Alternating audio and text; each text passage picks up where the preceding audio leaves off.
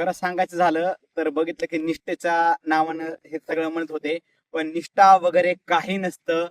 योग्य वेळेला योग्य किंमत आली की माणूस विकला जातो. त्याचं उदाहरण अख्ख्या महाराष्ट्रानं बघितलं असेल.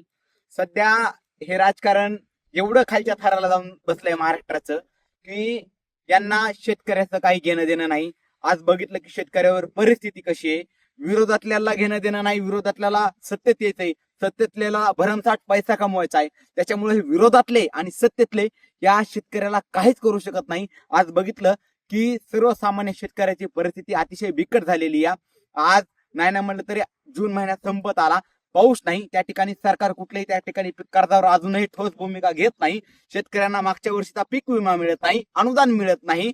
अजून त्या ठिकाणी पाऊस आलेला नाही आणि पेरण्या शेतकऱ्याच्या त्या ठिकाणी बऱ्याच झालेल्या आहेत. शेतकरी राजा पावसाची वाट बघत बसलेला आहे.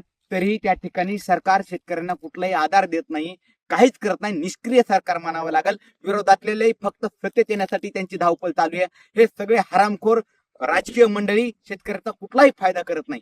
त्याच्यामुळे येणाऱ्या काळात शेतकरी जगला तर आपला देश जगणार आहे. आपला देश फक्त कृषी प्रधान देश म्हटला जातो, पण त्या ठिकाणी माझा बळीराजा त्या ठिकाणी सुखी नाही.